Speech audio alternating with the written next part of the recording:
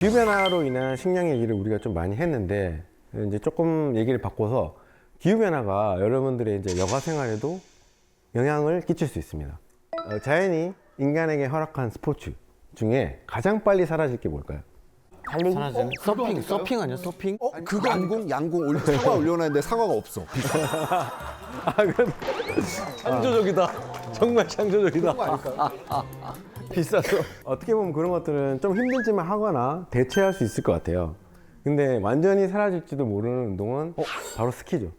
스키? 네. 겨울이 없어서. 생각도 못했어. 네.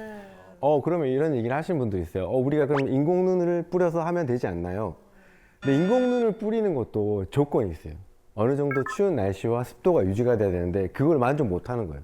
그럼 인공눈을 뿌릴 수조차 없습니다. 여기 보시는 사진은 이제 한 스키장의 사진인데요. 스키장이에요? 네, 그렇습니다. 그냥 논바다 아닌가요? 이거 뭐야? 저희 뭐 스키가 아니고 모내기를 해야 될 것 같은 느낌인데. 저거는 이제 지금 유럽에서 굉장히 유명했던 일입니다. 뭐 프랑스, 스위스 이런 데서 이런 일이 있었고, 지금 한 가지 흥미로운 거는 원래 그 한국의 스키장하고 달리 유럽의 스키장은 대부분 자연설에 의존을 하고 있거든요. 최근에 그 유럽의 스키장에서 한국의 그 인공눈 제설하는 기술을 배우겠다고 합니다. 아, 진짜요? 왜 그럴 수밖에 없는 상황이죠. 기후 변화가 된다는 증거네요. 그러니까 이제 유럽도 과거처럼 자연설에 의존하는 게 아니라 인공눈을 뿌릴 수밖에 없게 된 거죠. 근데 점점 그렇게 변해갈 건데, 근데 여기서 우리가 단순히 눈을 이게 그냥 뭐 우리의 레저로만 생각하는 게 아니라 눈은 기후 변화, 이 지구 시스템에서 굉장히 중요한 역할을 하고 있어요. 이제 우리가 눈이 내려서 이렇게 땅에 쌓여 있는 거를 스노우팩이라고 합니다. 얼굴에 이렇게 마스크팩 하는 것처럼 팩. 근데 날이 추우면 눈이 내려서 이제 녹지 않고 이렇게 켜켜 계속 쌓여 있는 그 상태를 얘기하는데, 이 온난화가 되면서 스노우팩 두께가 점점 얇아지고 있어요. 왜냐면 따뜻하니까 내린 눈이 금방 녹아버려요. 그래서 이제 가장 쉽게 보이는 게 이제 스키장의 케이스인데, 근데 이게 사라지면 그냥 눈이 사라지는 걸로 끝나는 게 아니라 지금 있는 이 온난화보다 훨씬 더 온난화가 가속화돼요. 그렇지. 열을 내려줄 수 있는 게 없으니까. 네, 비슷한 내용인데요. 보통 우리가 이 하얀색 물질, 이 물질은 태양빛을 많이 반사합니다. 이 땅을 데울 수 있는 에너지를 다 반사하는 거죠. 근데 눈이 녹게 되면 어떻게 될까요? 그대로 받아버리겠죠. 그 에너지가 그대로 다시 예. 땅으로 들어오겠죠. 그럼 땅을 데우는 거예요. 그러면 그 옆에 있던 눈이 녹겠죠. 또 녹겠죠. 아, 그래서 이렇게 연쇄적으로. 계속 가고 있습니다. 지구 마찬가지. 북극에 따뜻해지는 이유가 똑같은 거예요. 북극의 빙하가 녹고 눈이 녹으니까 햇볕이 더 많이 들어오죠. 더 따뜻해지죠. 그러면요, 저희 모든 사람들이 다 흰 옷을 입고 다니면 아니 근데 저도 그 생각 해봤어요. 북극에도 그 약간 구멍난 부분을 흰색 페인트로 이렇게 좀 메꾸면 두 분께서 말씀하신 거는 실제로 공학적 해결 방법 중에 하나예요. 공학적 해결 방법 중에 하나예요. 진짜요? 네, 네. 맞는 얘기 하는 겁니다. 네, 맞는 얘기 그래서 하는 지금 하다니까. 훌륭하셔. 기후공학 기술이라는 게 있어요. 클라이밋 엔지니어링이라는 건데, 공학 기술로서 기후변화 문제를 해결해 보겠다. 예를 들면 아주 간단한 건 우리가 화이트 루프, 하얀 지붕이에요. 하얀 지붕. 그리스 산토리니. 그러니까요. 그게 떠올랐거든요. 온통 하얗잖아요. 그러니까. 미국에서도 그런 시도를 했는데 문제가 생긴 게 뭐냐면, 미국에서는 워낙 큰 도시에서 그렇게 하얗게 실험을 해보니까 비행기를 타고 가는 파일럿이 눈이 부신 거예요. 그럴 수도 있네, 또. 그래서 지금 미국의 한 연구소에서는 하얗진 않지만 얘는 하얀색과 같은 반사를 할 수 있는 물질을 개발하고, 그래서 처음 시작은 이런 거예요. 도로를 하얗게 하면 되는 거 아니에요? 여기서 출발하는 거죠. 그 다음에 또 하나 중요한 것이, 이제 땅을 이게 덮고 있는 눈이 사라져서 그러면 점점 땅이 쉽게 마르게 됩니다. 왜냐면 이 눈은 이 수자원의 주요 공급원 중에 하나거든요. 눈이 어느 정도 덮여 있고 이런 것들이 서서히 녹아서 지하수도 되고 하천수도 되고 강으로도 흘러가고, 그래서 이런 것들이 부족하면 어떤 일이 벌어지느냐, 산불이 더 세져요. 건조해지고 이게 수분이 없으니까. 강원도의 영동, 삼척 이 지역에 굉장히 큰 불이 났습니다. 그죠?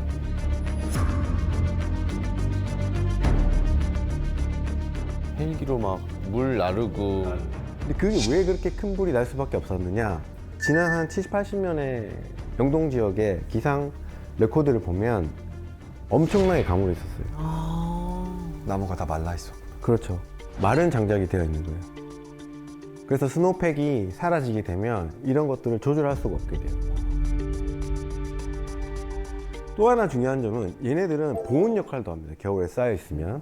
눈은 땅 속에 담요라고 생각하시면 돼요. 겨울이 워낙 춥고 땅이 여는데 이불처럼 덮여있기 때문에 그 안에 에너지가 안 빠져나가고 오히려 땅 속이 위에보다 더 따뜻해요.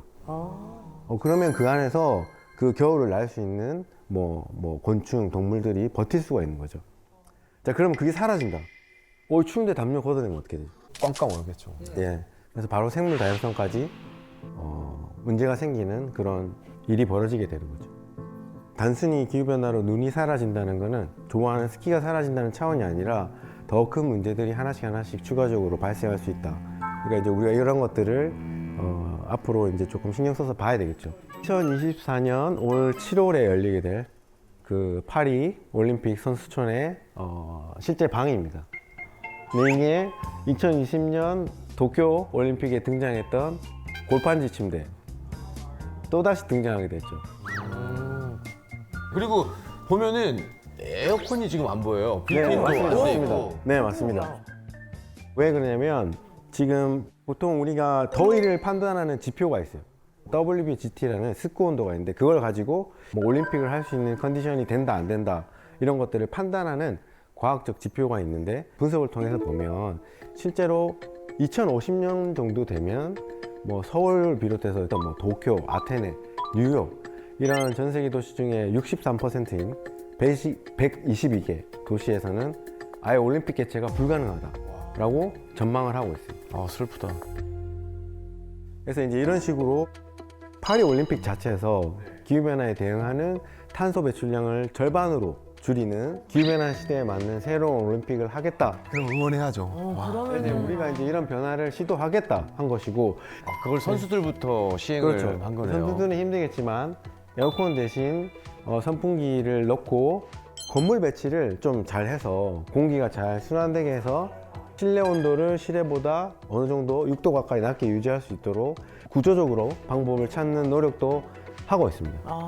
하하. 올림픽을 할 수 있게 우리가 최대한 노력을 하자는 거죠. 이미 세계 각국이 이제 각종 기후변화로 인해서 굉장히 심한 피해를 입고 있고, 사실 이제 이런 일들이 굉장히 비일비재해지고 있음에도 불구하고 이런 것들을 믿지 않는 사람들이 있어요. 믿지 않는 사람이 있다고요? 믿지 않는다고요? 안 보이니까 그런 거 아니야? 그 대표적인 인물이 바로 도널드 트럼프 전 미국 대통령이죠. 그 사람은 그런 얘기를 했어요. 우리에게 지금 필요한 게 지구온난화다. 뭐라고요? 필요하다고요? 2019년에 그 트럼프 대통령이 당선이 됐을 때 엄청난 한파가 몰려왔습니다. 영하 50도의 한파. 그러니까 미국을 강타했죠. 네. 그래서 그 춥다고? 네, 그렇죠. 춥다고요? 그래서 지구 온난화. 그래서 지구온난화는 이거 거짓말이야, 허구야. 지금 너무 추워서 우리한테 필요한 거는 지구온난화야라고 얘기를 했던 거죠. 사실 이제 트럼프가 조금만 더 공부를 했으면 이거는 정확히 기후변화를 잘 설명하는 케이스인데 이 사람들은 그걸 몰랐기 때문에 그거를 이제 결과만 놓고 추워진 것만 가지고 얘기를 한 건데, 왜 미국이 추워졌냐라고 하면은 북극의 온난화라는 게 있어요. 북극의 온도가 올라가게 되면 북극하고 이 밑에 중위도에 살고 있는 사람들이 살고 있는 지역에 공기를 이렇게 가로지는 막이 있어요. 그 막이 약해집니다. 이 막은 둘의 온도 차이가 커지면 커질수록 굉장히 팽팽하게 있는 건데, 근데 이 둘의 온도 차가 약해지면 힘이 쭉 빠지는 거예요. 그렇게 되면서 이 공기가 쓰러져 내려오는 거예요. 차가운 데 갇혀 있어야 될 공기가 쏟아져 내려오는 거예요.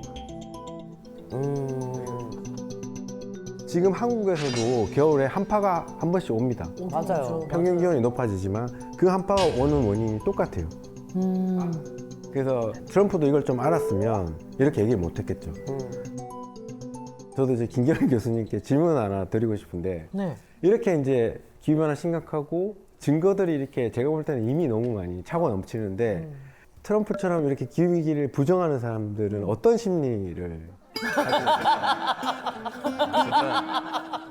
정말 궁금할 수 있을 것 같습니다. 궁금할 것 같아요. 네, 교수님. 심리학자들이 의외로 지금 교수님의 질문에 해당하는 연구 많이 했어요. 의외로. 네. 요약을 해서 말씀드리자면 개방성이 지극히 떨어지는 사람들이다라고 얘기를 합니다. 개방성이 떨어지는 게 뭐예요? 근데 심리학에서 이제 영어로 오픈니스라고 하는데 여기 이게 우호성이랑 착각하시면 안 돼요. 우호성은 나랑 가까운 사람이나 나의 가족들 혹은 나랑 의견 맞는 사람들끼리 잘 지내는 게 우호성인 거고요. 개방성은 내가 몰랐던 사실을 알게 해주는 걸 거부하지 않는 거. 그다음에 내가 틀렸다라는 걸 깨닫게 해주는 사람의 이야기를 그래도 받아들이는 거. 듣는 거. 네네네. 그러니까 개방성이 낮은데 우호성만 높은 사람들이 바로 누구냐? 나랑 똑같은 생각하는 인간들끼리만 잘 지내는. 약간 고집쟁이들. 그렇죠. 그래서 우호성만 높고 개방성이 떨어지는 사람들은 사실은 사회가 커질수록 큰 도움 안 되죠. 네네. 이런 기후위기를 부정하는 사람들은 지구의 기후는 변하는 것이 당연하다라고 보는 사람들도 있어요. 근데 문제는 사실 맞습니다. 지구의 그 온도는 변하는 게 맞고, 오래전부터 지구는 뭐 빙하기도 있고 간빙기도 있고 온도가 주기적으로 올라갔다 내려갔다 이렇게 하고 있는데, 문제는 지금 그 속도가 너무 빠르다는 거예요. 속도. 자, 이게 보면 지구 평균 기온의 상승 정도죠. 너무 빨리 올라간다. 확 올라간다, 저기 뒤에. 저 파란색이 산업화 이후의 온도고 초록색이 산업화 이전의 온도인데, 지금처럼 저렇게 약 100년 동안 1도 이상 올라가는 적은 인류 역사상 없었다는 거예요. 진짜 없네요. 자, 그럼 이제 지구가 지금 이렇게 계속 뜨거워지고 있는데, 파리 기후변화 협약에서는 산업화 이후 지구 평균 온도를 1.5도 이상 올리지 않기 위해서 노력하자. 이제 저기서 멈추자. 그렇죠. 전 세계적으로. 근데 이미 올해 2월 그 지난 약 12개월, 1년 동안의 평균 기온을 보면 산업화 이후 1.52도를 찍은 거예요. 왜? 그럼 국제사회가 약속했던 마지노선을 이제 처음 초과해버린 거죠. 올해 2월에. 넘었구나. 굉장히 빠른 건가? 예, 빠르게 하고 있고, 그래서 이제 최근에 이제 유엔이 기후변화 협약을 이끌고 있는 사무총장인 사이먼 스타일 이분께서 지구를 구할 시간이 앞으로 2년밖에 남지 않았다. 뭐 이렇게 경고를 하긴 했어요. 원래는 파리 협약에서는 2도를 얘기했어요. 지구 평균 기온을 산업화 이후 2도라고 했는데, 굉장히 많은 과학자들이 논의를 하고 고민을 하고 연구를 하고 해서 계속해서 이 2도라는 걸 설정하고 우리가 보니까 2도가 과연 적절한 숫자에 대해서 이제 고민을 하게 됩니다. 너무 높지. 그래서 이제 더 연구를 해보니까 2도까지 가도 큰 문제 생길 것 같으니까 1.5도로 낮추자는 거예요. 자, 그럼 지금 얘기했던 파리 협약에서 말했던 2도가 된다면 과연 어떤 일이 벌어질 것인가? 사람 체온이 거의 뭐 그 1도에서 거의 뭐 생사를 오갈 정도로 막 바뀌기도 하니까 체감되는 뭔가 위험이 감지될 것 같은데 뭔지는 모르겠는데 지구 온도가 2도 상승했을 때 전 세계 도시 인구 중 약 4억 1천만 명이 물 부족을 겪게 된다고 합니다. 물 부족. 물 부족이 가장 무서운 것 같아요. 맞아요. 예, 그렇죠. 에어컨 끄세요 지금. 전기 먹는 거 다 끄세요, 그럼. 조명이랑. 조명 2개 더 꺼요. 네, 다 끄시고. 아니, 이목구비만 보이면 되잖아. 그리고 이제 앞으로 이제 우리가 더 이상 2도 올라가게 되면 2도씩 올라갔을 때 더 이상 못 먹게 되는 음식들이 있는데, 감자, 야, 나 구황작물 좋아하는데. 감자는 안 돼. 더 심각한 게 있습니다. 더 심각한 거 뭐예요? 바로 김치. 그건 안 돼요. 안 돼, 안 돼, 안 돼. 동의 못 합니다. 사람들한테 치명적인데요. 온도가 더 올라가기 시작하면 옥수수, 뭐 고추, 배추 이런 재배가 힘들어지죠. 쌀은요? 제일 중요한 쌀. 쌀이 정말 중요해가지고. 쌀도 문제가 생깁니다. 다 문제가 생기는구나. 문제가 심각하다라고 하는 건 결국에는 어느 정도 수준에 도달하면 굶어 죽는 사람이 생긴다든지 식량으로 인한 전쟁이 생길 수밖에 없는 상황이 됩니다. 식량 전쟁이 엄청나지겠다. 교수님이 말씀하신 북극곰 걱정할 때가 아니다. 그러니까요. 지금 당장 우리가 걱정을 해야 된다. 진짜. 와닿았어. 방금 우리 2도 얘기를 했는데 1도 더 올라가서 만약에 3도가 오르면 어떤 일이 벌어질까요? 야, 그러면 인간이 버티지를 못할 것 같은데요. 그럼 해수면. 자, 3도가 오르면 아주 충격적입니다. 지금 여러분은 이 자리에 앉아 있을 수가 없어요. 타 죽나요? 3도가 올랐을 때 잠기게 될 지역을 빨간색으로 표시해 놨어요. 물에 잠기는 지역이요? 잠긴다고요? 네네. 여기 다 잠겨. 상암도 있어. 그래서 여기 우리 촬영 못 한다는 얘기구나. 여러분들이 지금 앉아 있는 이곳 상암동도 상당 부분 물에 잠기게 됩니다. 아니 서울이 잠기는 건 예상도 못했는데? 인천, 김포, 뭐 부천, 특히 이런 데 피해가 크죠.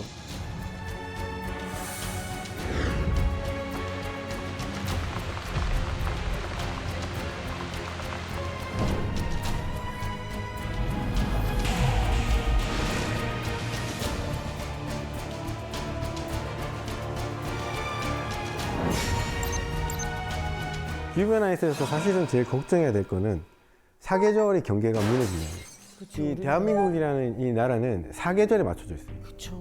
그게 뭐냐? 여러분들의 지금 입고 있는 옷, 먹는 음식, 그다음에 학교의 교육, 사회 경제 시스템 다 사계절에 맞춰져 네, 있어요. 맞아요. 근데 이 경계가 무너지면 어떻게 되죠? 그냥 옷만 갈아입으면 되나요? 다 바꿔야 돼요. 다 바꿔야 돼요. 지금은 이 지구의 생태계가 인간이 배출한 온실가스의 반 정도를 흡수해줘요. 육상 생태계, 나무가 뭐 한 25%, 네. 바다가 한 25%. 그러면 나무를 좀 많이 심어서 그래서 나무 많이 심으면 좋다고 하는 거죠. 그래서 나무나 바다 생물, 그다음에 바다의 물리적 작용으로 해서 흡수가 되고 있는데 이게 점점 온난화가 되면 어떤 일이 벌어지냐면 이 생태계의 흡수 능력이 점점 떨어져요. 이 마치 나무가 힘들어서 시들시들해서 푸릇푸릇 안 하는 거예요. 아마 한여름에 폭염 심할 때 이렇게 도심에 걸어가다 보면 물주머니 같은 거 차고 있는 나무 보신 적 있어요? 네네네. 네. 물주머니를 안 달면 초록색이 안 나타나요. 저는 그 나무 병 걸리지 말라고 수액인 줄 알았는데 그냥 물이었군요. 그것도 있는데 근데 문제는 이 흡수하는 능력이 떨어지는 게 문제가 아니라 새로운 배출이 나타날 수 있다는 거예요. 북극에는 보면 그 북위 60도 이상 2년 이상 땅이 이제 0도씨 이하로 얼어 있는 땅이 있어요. 그걸 우리가 영구 동토층이라고 하거든요. 그러면 2년 이상으로 0도 이하를 유지하기 때문에 굉장히 추운 거죠. 근데 이 영구 동토층의 면적이 줄고 있어요. 이렇게. 그럼 그 땅이 녹게 되면 그 안에 있는 메탄, 그 온실가스가 터져 나오면 이거는 기후위기의 또 다른 시한폭탄이 됩니다.